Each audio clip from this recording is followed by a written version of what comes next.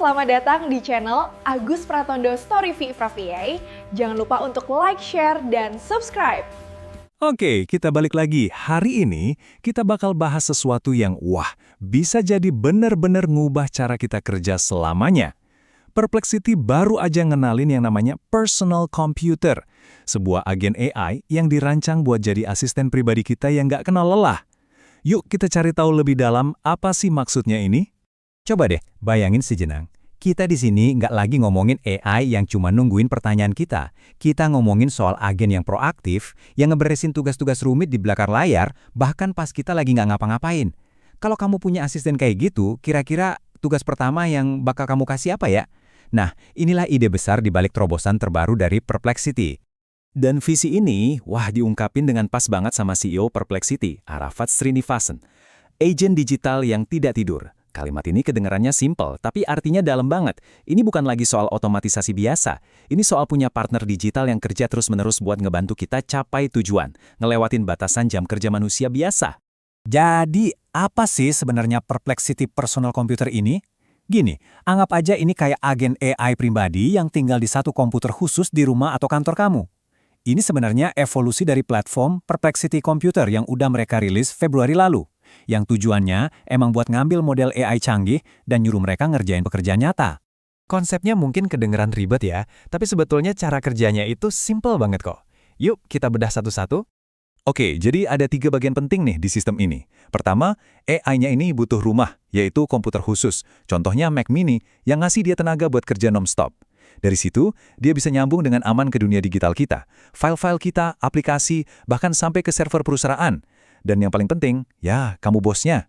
Kamu bisa ngasih perintah dari mana aja, lewat HP atau laptop kamu. Ini benar-benar kayak punya asisten digital pribadi yang selalu siaga di markasnya.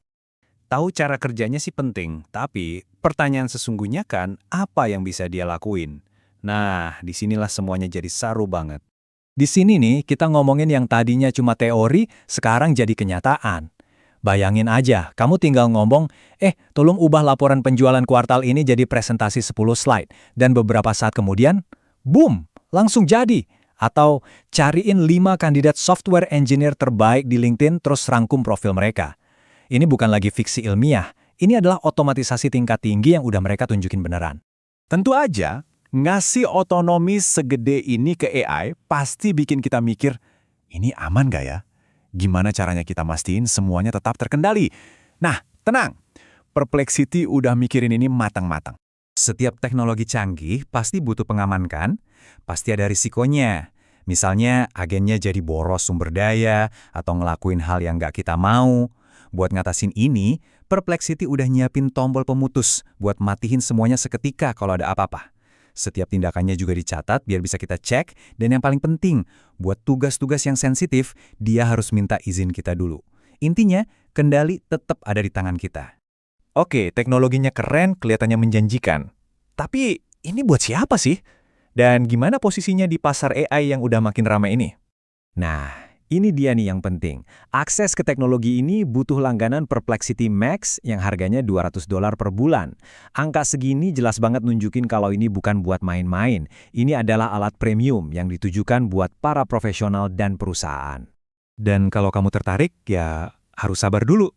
Soalnya sekarang ini akses ke Perplexity Personal Computer cuma bisa lewat waitlist. Kelihatannya mereka mau rilis secara bertahap. Kalau kita lihat gambaran besarnya, jelas banget Perplexity ini ngincer pasar enterprise dengan integrasi ke lebih dari 400 aplikasi kayak Salesforce. Buat ngebuktiin kemampuannya, mereka ngasih statistik yang gila banget. Katanya platform internal mereka itu bisa nyelesain pekerjaan setara 3,25 tahun, cuma dalam waktu 4 minggu. Tentu aja mereka nggak sendirian di persaingan ini. Ada juga proyek-proyek lain kayak OpenClaw yang sempat dapat kritik karena pendekatannya yang boros sumber daya. Jadi setelah kita lihat cara kerjanya, potensinya, dan posisinya di pasar, kita sampai ke pertanyaan paling penting. Terus, ini semua artinya apa buat kita? Kekuatan sebenarnya dari teknologi ini tuh bukan cuma buat ngurusin tugas-tugas kecil, tapi buat ngerjain proyek-proyek raksasa yang selama ini rasanya nggak mungkin kita kerjain karena keterbatasan waktu. Coba pikirin satu proyek ambisius, mungkin nganalisis tren pasar selama 10 tahun terakhir, atau bikin arsip riset pribadi, atau bahkan nulis draft pertama sebuah buku. Dengan asisten digital yang nggak pernah capai ini, proyek besar pertama apa yang bakal kamu mulai? Nah, itu pertanyaan yang ditinggalkan oleh teknologi ini buat kita renungin. Makasih udah nyimak.